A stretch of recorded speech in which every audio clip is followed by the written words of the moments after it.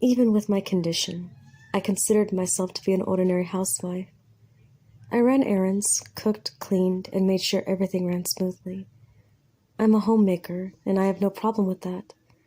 I led a run-of-the-mill life and actually preferred the comfort and predictability my life entailed.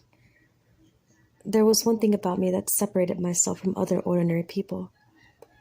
I have a rare condition called prosopagnosia that has left me unable to tell the difference between facial features. I feel like I have to explain this before I can continue with my story to let you know what it feels like to live with prosopagnosia. People don't call it face blindness without a reason. Imagine being unable to tell the difference between your significant other and a stranger at a glance. The only way I can identify someone is by their voice and mannerisms. To be honest, that method is not foolproof, and every now and then I find myself talking to someone I don't know on the street or supermarket, mistaking them for a friend or family member. Of course, you don't need to comprehend what it's like to be in my shoes to understand why I can no longer stand the idea of interacting with another person. It all started a month ago when I began getting little letters in the mail. They started off as simple messages tucked into black envelopes. Thinking of you, you look beautiful today, your smile brightens up my day, and other notes like that. I thought it was my husband at first. He was always a bit shy. I personally think that he dealt with low self-esteem his entire life and was a bit hesitant to put himself out there. He was so nervous that when he asked for my hand in marriage, I almost had to finish his sentence for him so he could get the proposal out there. I figured that these little notes placed in the mailbox were his way of expressing his affection without putting himself out there. I waited for him to comment on the notes he was leaving me, but after a while it became apparent that he had nothing to do with them. I finally asked him about it, and he had no clue that I was even receiving messages. I was personally a little worried about it. Since there was no return address, that meant that the mailman wasn't the one bringing them. I didn't like the fact that there was someone leaving messages in my mailbox. The whole situation made me a little bit uneasy. My husband, Adam, was fairly nonchalant about it. He reasoned that it was probably some misguided teenager who was smitten with me. He explained that I had that effect on most people. I couldn't tell you if I'm pretty or not, but it was my husband's little affirmations that made me feel beautiful. For all of his nervousness and shyness, sometimes he would say something that would sweep me right off my feet. He told me to just ignore the notes, and he would eventually get the message and take an interest in a girl his own age. I followed his advice and left the little white envelopes unopened in the mailbox. I pushed them to the back of the mailbox and collected the regular mail. I did that for a week or so until I opened the mailbox one day to find it filled to the brim with little white envelopes. I was more annoyed than anything. I took them inside and began throwing them away. My curiosity got the better of me and I started to read a few. I don't know why, if I had a hazard guess, I would say that maybe I was a little lonely. Adam worked from 7 in the morning to 6 at night, and I had few friends, but no one real close I could confide in. We were shopping friends, acquaintances that I knew from my errands. The problem was identifying them and striking up conversations with my condition. It made it hard to build friendships. The notes were all mostly innocent words like, "You're so nice, I love what you've done with your hair," and other niceties that almost anyone could get away with saying in conversation. It wasn't until I read, "Why don't you answer me?" that I became genuinely concerned. A few days later, the messages began to get more sensual. Things like, "Your body is a shrine that I would love to worship. Your sun-kissed hair set my heart aflame with desire. Nice tits." Not all of them were so poetic. It wasn't until I received one that praised the tattoo on my hip that I finally broke down and told my husband how bad the letters had gotten. I had a butterfly tattoo, I know, so cliché, on my lower hip. So low, in fact, that I had to be naked to see it. He finally agreed with me and we called the police that day. The police really couldn't do anything about our situation. The officer was even a little bit nonplussed as to why he had been called. It wasn't until I told him about the note mentioning my well-hidden tattoo that he became invested. He confessed that they couldn't devote any police officers to stake out our house as they currently had their hands full with some group of idiots calling themselves the Pluto Gang that were running around performing acts of petty vandalism and a few instances of violence.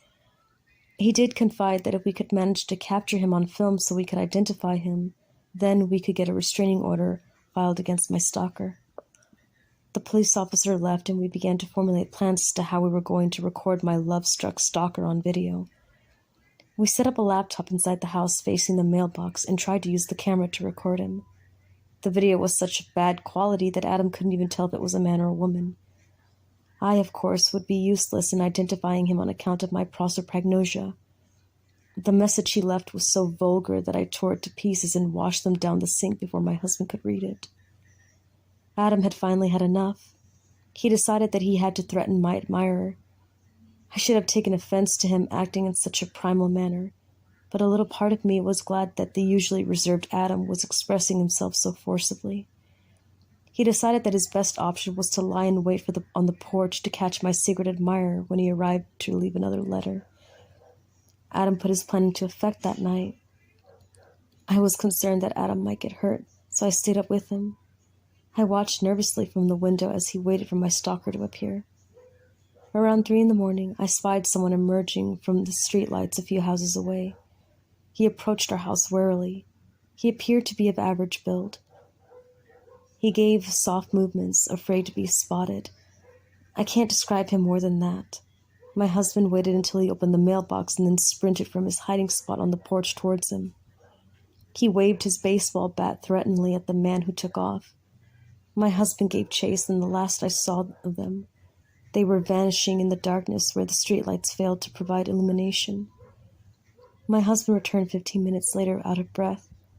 It took a few minutes of looking at him before I realized the problem. "It's me, Olivia. I'm Adam." He sucked down a few deep breaths before he huffed. "He got away. Think I scared him off for good." He was sweaty, but that didn't stop me from wrapping my arms around him and holding him tightly. He had just risked his life for me. My stalker could have killed him. He stroked my hair and whispered, "I'd do anything to protect you." As I was wrapped in his arms, albeit moist embrace, I knew those words to be true. A few days passed without any notes in the mailbox, and life was beginning to return to normal. It wasn't until one morning when I was having a cup of coffee on my porch that it happened. I saw a man was walking down the street. At first, I thought it was just someone taking their dog out for a walk, but he stopped in front of my mailbox and slipped something inside before walking away with his dog. I waited 15 minutes before I could gather up the courage to approach the mail and retrieve the letter. With shaky hands, I opened the envelope and it read, "Your husband is so angry. You should leave him. I can treat you right. I can make you come." I crushed the paper in my hands and went inside. Once inside, I broke down and cried. When Adam came home, I broke down and wept in his arms for an hour. He held me and waited for me to tell him what happened. He was furious. We had a big fight over it. I wanted to go to the police and try to get them involved, and he wanted to catch the man himself. In one of the more heated moments of the argument, he shouted, "You couldn't even pick him out from a lineup if you wanted to." I broke into a fresh set of tears and he apologized. Later that night, I went to bed alone while he waited on the porch for my stalker to come back. That happened for the next few days. I would go to bed alone, and my husband would stay up all night waiting for my stalker to appear on the porch. I could tell it was taking a toll on him. He moved around as if in a daze, and I knew that fatigue was getting to him. I started to worry that if he didn't drive off my stalker, my husband was going to go mad from sleep deprivation. I finally cracked and went to the police. The officer was understanding, but still couldn't do anything for our situation. It took me half the conversation to realize I was talking to the same officer who had made the house call. Sometimes it's hard to tell people apart in uniform. I returned to the house to find my husband home early. I walked into the kitchen and saw Adam checking our voicemail. He had just deleted all the messages as I came in. When he saw me, he froze, as if startled by my appearance, and I asked him, "Why are you home early?" There was a suspicious pause, as if he was not telling me the whole truth before he answered, "I was worried about you. I was worried what would happen if he had come back while I was gone.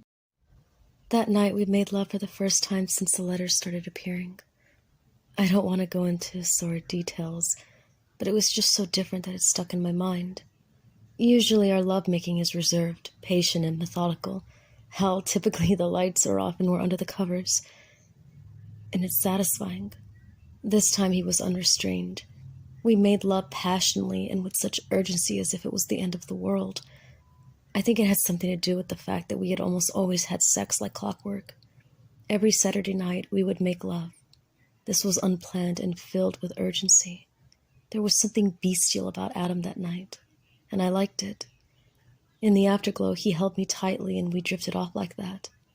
I awoke that morning to find my husband still in bed. I looked at the clock. Shit, it was 10 o'clock on the Friday and Adam was late for work. I shook him awake and told him he was late. He told me he had called in sick and wanted to spend the day with me. It was an odd thing for him to do, since I don't think I'd ever seen him take a day off work unless he was physically unable to get into the office. It was completely unexpected, but a welcome event nonetheless. Something was a little bit off about Adam. He was a bit more clingy than usual. He drifted about the house, almost always within a room's distance to me. He was more affectionate than usual. He nuzzled the nape of my neck. The feeling of his stubble prickling my skin was such an unknown sensation. He planted kisses and caught me up in a few embraces. He even playfully swatted my behind a few times. The shy and hesitant Adam was a thing of the past. I expected this behavior to wane over the weekend, but it actually became more prevalent. He whispered sweet nothings in my ears. He massaged my shoulders and even offered to rub my feet. I was enjoying some of the perks of this newly affectionate Adam, but some dark, sneaking suspicion was festering in the back of my mind. By the time Monday had come around, I was almost excited to send him off to work. I was beginning to feel claustrophobic with the amount of affection Adam was smothering me with. I practically had to force Adam out the door to work. He wanted to take another sick day to spend more time with me. To tell you the truth, I was a little exasperated. It is hard to run errands and keep the house clean with someone tagging along and sweetly cooing nothings in your ears and tracing your neckline with kisses every 15 minutes. He reluctantly left and I went about with my day. I was glad when the mail arrived and there wasn't another plain white envelope with a certain message inside. But still there was a voice in the back of my head whispering that I was missing something from the larger picture. That night I had a terrible lucid nightmare. I dreamt I was in our bed when my cell rang. I reached over Adam's sleeping form and grabbed the cell and answered it. The voice sent chills down my spine. The voice was angry and snarled, "Why didn't you pick me up from the airport? I had to get a cab home. Didn't you get my message that I would be gone all weekend for a work trip? Would you mind letting me in?" The man sleeping next to me rolled over and faced me. I couldn't recognize his face due to my prosopagnosia, but I knew that whoever was in my bed was not my husband. The man who was sleeping next to me gave a deep laugh, and I saw that he was clutching a white envelope in his hands. He lunged towards me, and I woke up with a scream in my throat. It took 15 minutes to convince Adam that it was all a nightmare and nothing to be worried about. I didn't sleep at all the rest of the night. I had never had such an odd and frightening dream in my life. My husband showed some hesitation to leave for work, but once again I managed to convince him to leave. I hoped silently to myself that this wasn't going to become a daily occurrence for us. I continued with the slew of chores I had accumulated around the house. The mail arrived and I went out to retrieve it. There was no new envelope. I think my stalker had finally learned his lesson. I decided that we needed to celebrate today. I decided that I would surprise Adam with a nice stir-fry for dinner tonight. I had a little garden in the back of the house where I could get some fresh vegetables. I donned my gardening gloves and went out the back to select some fresh vegetables to use for the stir-fry. I had some meat in the fridge that I could use to spice up the meal. It was Adam's favorite. It was there in the backyard when I found the body buried amongst the weeds and brush. I didn't see the corpse at first. Rather, I smelled an odd and nauseating odor in the air. At first, I thought it was a compost we dumped in the garden, breaking down and decomposing. It wasn't until it became overwhelming and I couldn't focus on picking vegetables that I decided to follow it and track it down. I'd assumed it was a deer or something, but when I trailed the scent to the brush on the edge of our yard, I instead found the corpse of a man. Looking back, I can't say what I did with 100% clarity, but I do remember gagging and almost getting sick. I was about to call the police and tell them about the corpse when a horrible thought forced its way into the forefront of my mind. How did he die?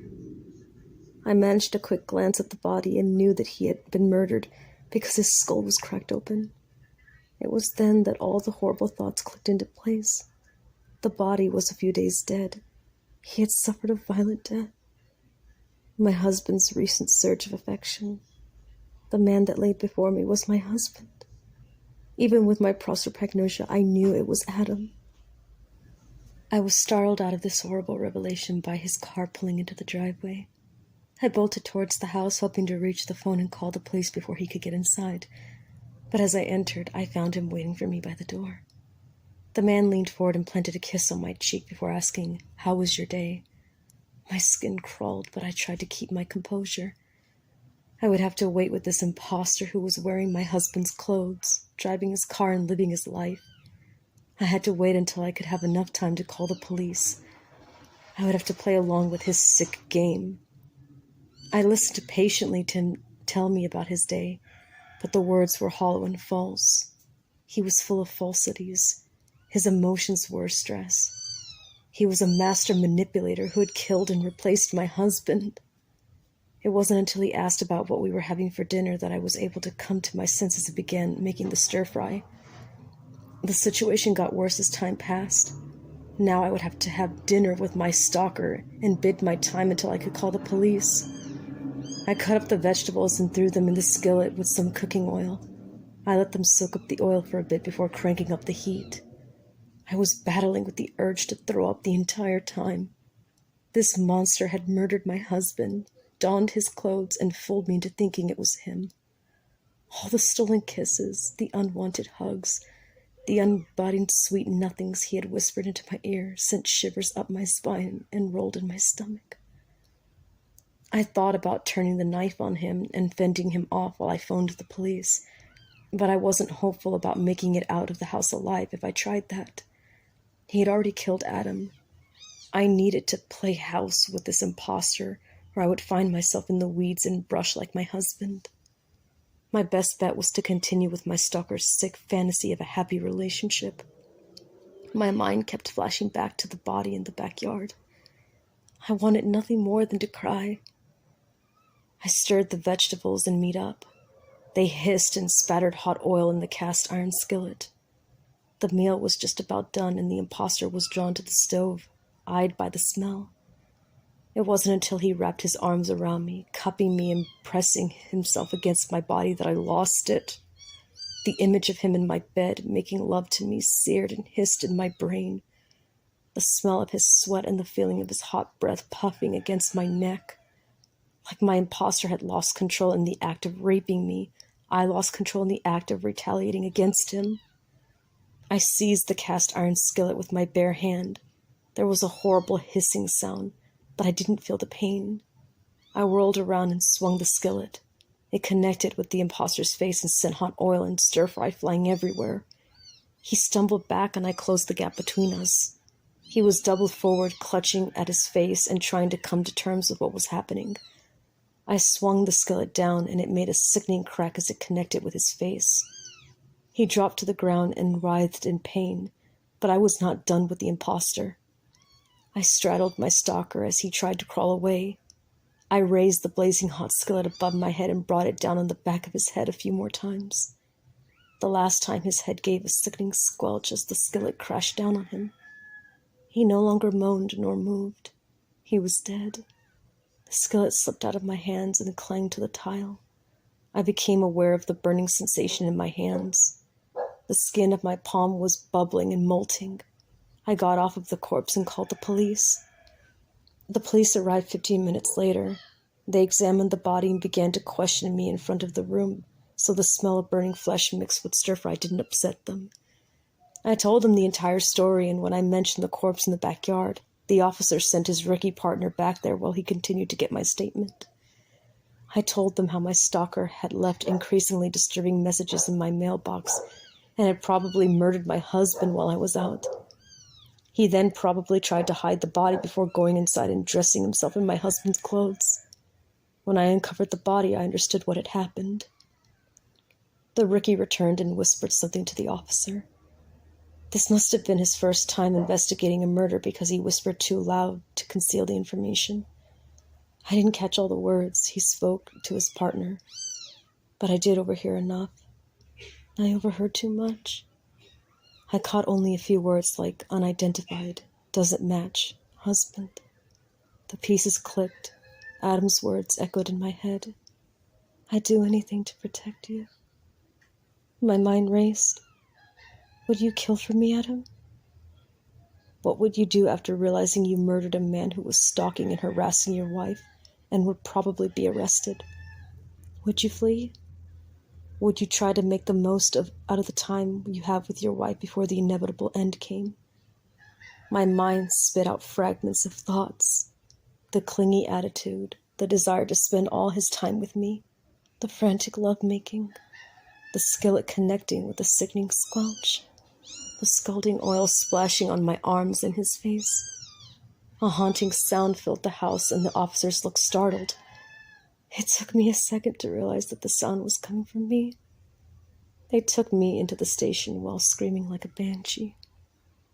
I'd do anything to protect you. Those words echo in my head.